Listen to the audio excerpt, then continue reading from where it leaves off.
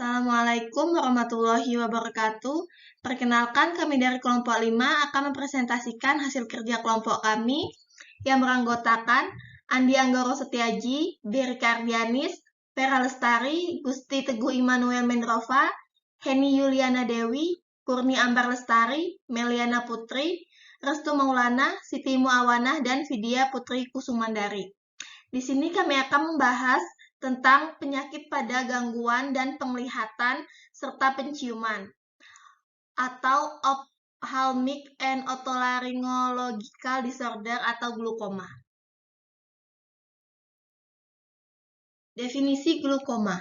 Glukoma adalah suatu penyakit neuropati optik kronik yang ditandai oleh pencekungan diskus, optus, dan penyempitan lapang pandang dengan peningkatan tekanan intraokular sebagai faktor risiko utama. Tekanan intraokular dipengaruhi oleh produk humor aqueous dan sirkulasinya di mata. Humor aqueous diproduksi oleh corpus ciliaris. Sirkulasinya melewati bilik mata depan, kemudian terdrainase di trabecular meshwork di sudut iridokorneal. Glukoma adalah suatu penyakit yang ditandai dengan peningkatan tio, penggaungan, dan degenerasi saraf optik serta defek lapang pandang yang khas. Istilah glukoma diberikan untuk setiap kondisi gangguan kompleks yang melibatkan banyak perubahan, gejala, dan tanda patologik, namun memiliki satu karakteristik yang cukup jelas, yaitu adanya peningkatan tekanan intraokuli yang menyebabkan kerusakan diskus optik atau opkodis, menyebabkan atrofi dan kehilangan pandangan perifer. Glukoma umumnya terjadi pada orang kulit hitam dibandingkan kulit putih. Simpulan dari beberapa definisi peneliti tentang glukoma, yaitu kelainan yang disebabkan oleh kenaikan tekanan di dalam bola mata, sehingga lapang pandang dan visus mengalami gangguan secara progresif. Klasifikasi glukoma. Klasifikasi dari glukoma menurut Ilyas 2014, yang pertama ada glukoma primer, yang kedua ada glukoma sekunder, yang ketiga ada glukoma kongenital, yang keempat ada glukoma absolut. Yang pertama ada glukoma primer. Glukoma primer adalah glukoma yang tidak diketahui penyebabnya. Pada glukoma akut, yaitu timbul pada mata yang memiliki bakat bawaan berupa sudut bilik depan yang sempit pada kedua mata. Pada glukoma kronik, yaitu karena keturunan dalam keluarga, DM arteriosklerosis, pemakaian kortikosteroid jangka panjang, miopia tinggi dan progresif, dan lain-lainnya. Berdasarkan anatomis dibagi menjadi dua, yaitu glukoma sudut terbuka, simplex atau kronis. Yang kedua ada glukoma sudut tertutup, sudut semu atau akut. Yang kedua ada glukoma sekunder. Glukoma sekunder adalah glukoma yang diakibatkan oleh penyakit mata lain atau trauma di dalam bola mata yang menyebabkan penyempitan sudut atau peningkatan volume cairan di dalam mata. Misalnya glukoma sekunder oleh karena hipernia, laksasi atau subluxasi lensa, katarak instrumen, oklusi pupil, atau pasca bedah intraokuler. Yang ketiga ada glukoma kongenital. Glukoma kongenital adalah perkembangan abnormal dari sudut filtrasi dapat terjadi sekunder terhadap kelainan mata sistemik, jarak 0,05%. Manifestasi klinik biasanya adanya pembesaran mata atau bulbus lakrimasi. Yang keempat, glukoma absolut. Glukoma absolut merupakan stadium akhir glukoma sempit atau terbuka, di mana sudah terjadi kebutaan total akibat tekanan bola mata, memberikan gangguan fungsi lanjut. Pada glukoma absolut, kornea terlihat keruh, bilik mata dangkal, papil atrofi dengan ekspasi glaukomotasa, mata keras seperti batu, dan dengan rasa sakit. Sering mata dengan buta ini mengakibatkan penyumbatan pembuluh darah, sehingga menimbulkan penyulit berupa neovaskulisasi pada iris. Keadaan ini memberikan sakit sekali akibat timbulnya glukoma hemorogonik Pengobatan glukoma absolut dapat dengan memberikan sinar beta pada badan siliar, alkohol retrobuler, atau melakukan pengangkatan bola mata, karena mata telah tidak berfungsi dengan memberikan rasa sakit. Glukoma. Menurut Tamsuri 2010, penyebab adanya peningkatan tekanan intraokuli adalah perubahan anatomi sebagai bentuk gangguan mata atau sistemik lainnya, trauma mata, dan predisposisi faktor genetik. Glukoma sering muncul sebagai manifestasi penyakit atau proses patologik dari sistem tubuh lainnya. Adapun faktor resiko timbulnya glukoma antara lain riwayat glukoma pada keluarga, diabetes mellitus, dan pada orang kulit hitam. Patofisiologi glukoma. Mekanisme utama penurunan penglihatan pada penyakit glukoma disebabkan oleh penipisan lapisan serabut saraf dan lapisan inti dalam retina, serta berkurangnya akson di nervus opticus, yang diakibatkan oleh kematian sel ganglion retina, sehingga terjadi penyempitan lapangan pandang. Adanya dua teori mengenai mekanisme kerusakan serabut saraf oleh peningkatan tekanan intraokular. Pertama, peningkatan tekanan intraokular menyebabkan kerusakan mekanik pada akson nervus opticus. Peningkatan tekanan intraokular menyebabkan iskemia akson saraf akibat berkurangnya aliran darah pada papi nervi optiki. Itu menurut Salmon 2009. Ini adalah klinikal patauglukoma. Bisa dilihat sendiri. Manifestasi klinis glukoma. Manifestasi klinis glukoma menurut Tamsuri 2010 meliputi nyeri pada mata dan sekitarnya, orbita kepala, gigi, telinga, pandangan kabut, melihat sekitar, lapur, mual, muntah, berkeringat, mata merah, hiperlemia, konjuktiva, dan siliar, visus menurun, edema kornea, bilik mata depan dangkal, mungkin tidak ditemui pada glukoma sudut terbuka. Pupil lebar lonjong, tidak ada refleks terhadap cahaya, tio meningkat. Penata laksanaan glukoma. Terapi farmakoterapi. Pada dasarnya, glukoma dibagi menjadi terapi medikamentosa dan operatif yang bertujuan untuk menurunkan tekanan intraokuler sehingga aman bagi penderita. Target penurunan tekanan intraokuler pada glukoma sudut tertutup dan glukoma sekunder adalah 22 mmHg, sedangkan pada glukoma primer sudut terbuka biasanya 20-60% dari tekanan intraokular awal. Terapi pada glukoma yang pertama medikamentosa, obat topikal, obat sistemik. Yang kedua operatif, iridektomi atau iridotomi perifer, gonioplasti atau iridoplasti laser, trabekuloplasti laser, trabekulotomi, gonitomi. Lanjutan. Yang A, obat topikal. Golongan koligernik, pilokarpin, karbokol. Golongan agonis adrenik, epinefrin, difrevin, brimonidin, aparkolodin. Golongan penyekat reseptor beta, beta blocker, timolol, sartelol, betaklol, levobunolol, metropolol. Golongan analog prostaglandin, latonopros, unoproton. Golongan inhibitor karbonik, andiase topikal, brinzoladid. Yang B, obrenemik. Golongan inhibitor karbonik anhidrase, acetozolamid, metozolamid. Zat hiperosmototik, manitol, gliserin, urea. 2. Operatif. A. Iridektomi atau iridotomi perifer merupakan tindakan bedah dengan membuat lubang pada iris untuk mengalirkan cairan akuos langsung dari bilik belakang ke bilik depan mata, mencegah tertutupnya trabekulum pada blok pupil Iridoktomi perifer dilakukan dengan cara menggunting iris bagian perifer, sedangkan iridotomi perifer melubang iris dengan menggunakan laser ND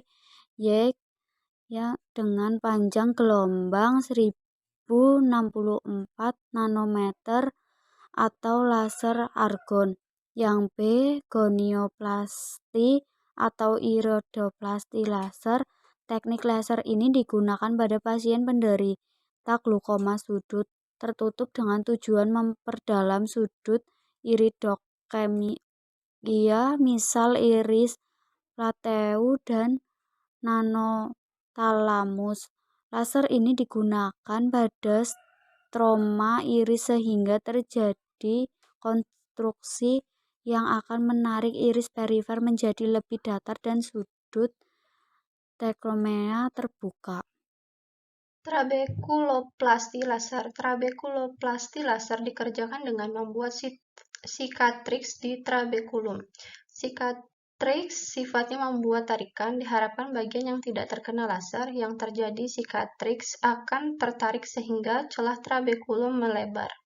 Tindakan ini dilakukan pada pasien dengan glaukoma sudut terbuka yang sudah tidak toleran atau tidak patuh menggunakan obat-obat anti-glaukoma. Trabekulektomi. Trabekulektomi adalah suatu prosedur yang bertujuan membuat saluran atau lubang yang menghubungkan bilik depan mata dengan daerah subkonjuktiva subtenon, sehingga pada kondisi ini cairan aqueous dapat mengalir langsung ke daerah subkonjungtiva melalui partikel thickness flap sklera sehingga tekanan intraokular turun.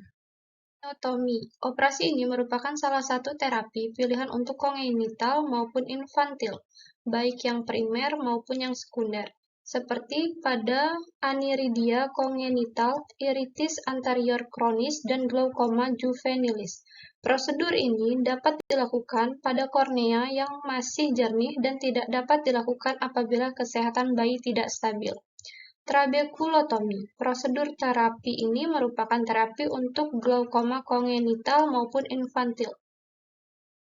Operasi trabekulotomi ini menggunakan trabekulotomi dari Harvey atau MC Person yang dimasukkan melalui kanalis klem dari luar di bawah flip sklera, kemudian trabekulotom diputar 90 ke arah sentral kornea sehingga trabekulum meshwork terlepas. Prinsip terapi glaukoma. 1. Semakin tinggi tekanan intraokular, semakin besar risiko kerusakan. 2. Terdapat faktor lain selain tekanan intraokular dalam glaukoma, misalnya pada penderita hipertensi, hipotensi, atau DM. Aliran darahnya buruk sehingga mudah terjadi kerusakan optik. 3. Perlunya follow-up yang terus-menerus. 4. Pertimbangkan efek samping dan biaya karena terapi untuk glaukoma bersifat panjang, bahkan seumur hidup. 5. Pertahankan penglihatan yang baik dengan efek samping minimal dan biaya ringan. Pemeriksaan diagnostik glaukoma. Pemeriksaan diagnostik menurut Ilyas 2002 terdiri dari 4, yaitu 1. Pemeriksaan tajam penglihatan. 2. Gonioskopi adalah suatu cara untuk memeriksa sudut bilik mata depan dengan menggunakan lensa kontak khusus. Dalam hal glaukoma, gonioskopi diperlukan untuk menilai lebar sempitnya sudut bilik mata depan. 3. Oftalmoskopi, pemeriksaan fundus mata, khususnya untuk mempertahankan keadaan pupil saraf optik, sangat penting dalam pengelolaan glaukoma yang kronik. Papil saraf optik yang dinilai adalah warna papil saraf optik dan lebarnya ekskavasi. Apakah suatu pengobatan berhasil atau tidak dapat dilihat dari ekskavasi yang luasnya tetap atau terus melebar. 4. Pemeriksaan lapang pandangan adalah bagian ruangan yang terlihat oleh satu mata dalam sikap diam memandang lurus ke depan. Pemeriksaan lapang pandangan diperlukan untuk mengetahui adanya penyakit tertentu ataupun untuk menilai progresivitas penyakit. Studi penyakit glaukoma. Seorang pria 66 tahun dengan glaukoma akut primer sudut tertutup. Glaukoma merupakan kegawat daruratan dalam bidang mata. Sebanyak 3,2 juta orang mengalami kebutaan dikarenakan glaukoma. Laki-laki 66 tahun datang dengan keluhan penurunan penglihatan pada mata kiri secara tiba-tiba sejak 1 minggu sebelum masuk rumah sakit. Keluhan disertai dengan mata merah, nyeri pada mata kiri, nyeri kepala, dan mual muntah. Pada pemeriksaan fisik, didapatkan keadaan umum tampak sakit sedang. Komposmentis, tekanan darah 120/80 mmHg, nadi 80 kali per menit, RR 16 kali per menit. Suhu 36,5 derajat Celcius. Pemeriksaan oftalmologi okuli sinistra FOS 3/60. Terdapat injeksi konjungtiva pada konjungtiva bulbi, kornea udem, kamera okuli anterior, kedalaman dangkal gambaran iris baik, pupil dilatasi, tensio okulitono, dik N+2, diagnosis glaukoma akut primer sudut tertutup. Pasien diberikan terapi timolol moleat 0,5% ED 2x1 tetes ODS per hari, sitrol 3x1 tetes per hari, karpin 1% 2x1 tetes OS per hari, acetazolamid 3x250 mg, KCR 2x1 tablet. Kasus: pasien laki-laki 66 tahun datang dengan keluhan penurunan penglihatan secara tiba-tiba pada mata kiri sejak 1 minggu sebelum masuk rumah sakit. Pasien mengeluhkan bahwa pada saat melihat jauh hanya dapat melihat seperti bayangan. Selain itu, pasien mengeluh mata kiri merah dan nyeri. Nyeri dirasakan terus-menerus dan menghilang setelah tidur sebentar. Pasien juga mengeluh sakit kepala terus-menerus dan disertai mual muntah. Riwayat trauma dan penggunaan obat-obatan tetes mata yang lama sebelumnya disangkal. Riwayat menggunakan kacamata, hipertensi, diabetes mellitus, trauma pada kedua bola tidak ada. Dari pemeriksaan fisik didapatkan keadaan umum tampak sakit sedang, kesadaran komposmentis, tekanan darah 120/80 mmHg, nadi 80 kali per menit, RR 16 kali per menit, suhu 36,5 derajat Celcius. Pada status generalis didapatkan sistem kardiovaskular, sistem respirasi kulit, dan ekstremitas dalam batas normal.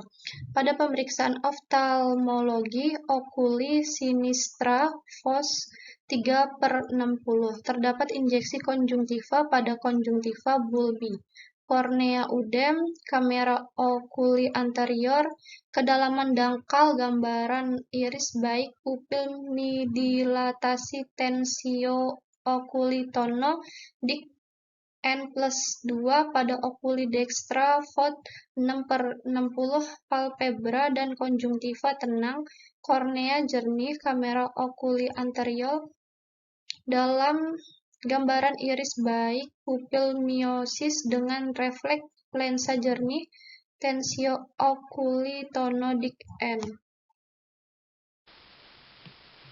Pembahasan. Pada kasus ini, pasien didiagnosis glaukoma akut primer sudut tertutup OS.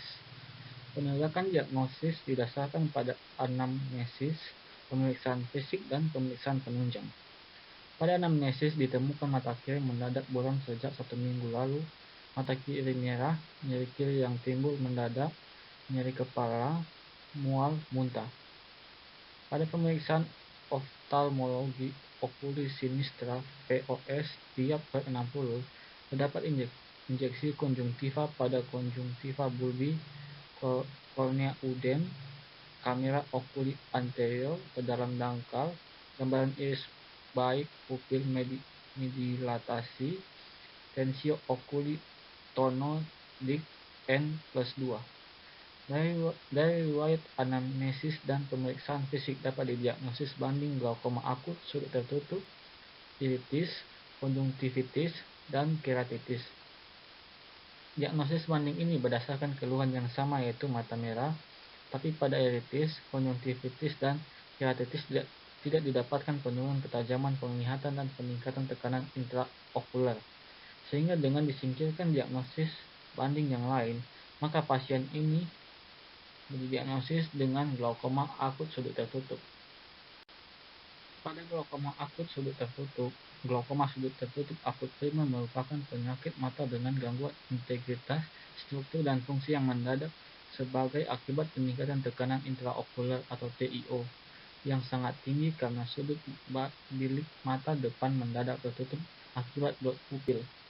3 mata dengan segmen anterior yang kecil dengan meningkatnya usia akan mengalami perubahan-perubahan seperti lensa lebih tebal, lebih ke depan, pupil miosis, dan bila pada suatu saat mengalami cetusan berupa dilatasi ringan dari pupil, yaitu karena emosi, sinar yang remang-remang, obat-obatan, maka mendadak terjadi blok pupil.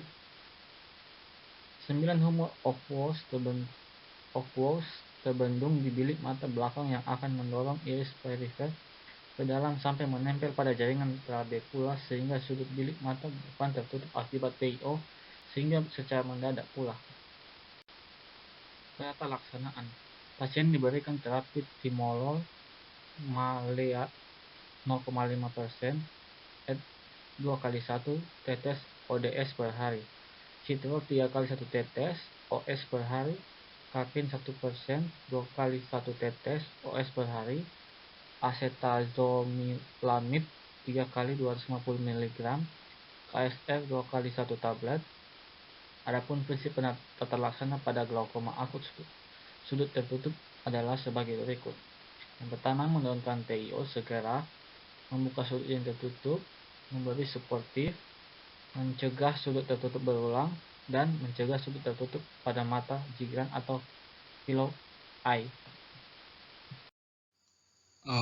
Saya izin melanjutkan. Untuk lanjutannya, pada pasien ini itu diberikan terapi sebagai berikut ya. Yang pertama itu menurunkan TIO segera. Jadi pada pasien diberikan acetazolamid yang merupakan golongan karbonik anhidrase inhibitor yang berfungsi menekan produksi aqueous, yaitu acetazolamid 3x250 mg. Pemberian KSR ini juga digunakan untuk mencegah hipokalemia yang merupakan efek samping pemberian acetazolamid. Pada pasien, atau yang kedua, pada pasien juga diberikan timolol maleat 0,5% yang merupakan golongan beta blocker yang berfungsi untuk menurunkan produksi aqueous humor. Yang ketiga itu pemberian carprin 1% atau carprin 1% 2x1 tetes per hari, merupakan obat golongan miotika yang bekerja untuk mengkonstriksikan pupil. Penggunaan obat ini akan menyebabkan iris tertarik dan menjauh dari trabekula sehingga sudut terbuka. 4. Pemberian citrol yang berisikan kortikosteroid topikal dengan antibiotik itu digunakan untuk mengurangi inflamasi dan kerusakan saraf optik. 3. Pada pasien ini juga atau dilakukan pengamatan keberhasilan terapi selama 2-3 hari. Apabila tidak terjadi penurunan TIO, direncanakan dilakukan tidak operatif. Adapun tindakan operatif yang dilakukan adalah iridektomi dan iridotomi. Oke, masuk ke kesimpulan. Jadi pada kasus ini itu penegakan diagnosis berdasarkan anamnesis atau pemeriksaan fisik dan pemeriksaan penunjang sudah selesai. Penata laksanaan pada pasien ini juga sudah cukup sesuai dengan kepustakaan. Kasus glaukoma akut adalah kegawat daruratan di bidang mata yang harus ditangani dalam 24-48 jam dengan pengobatan medikamentosa. Apabila medikamentosa tidak berhasil menurunkan TIO, maka dilakukan tindakan operatif. Hal ini dikarenakan apabila tidak ditangani dengan baik akan menyebabkan kebutaan. Untuk referensinya, kami memakai ini. Ada beberapa referensi.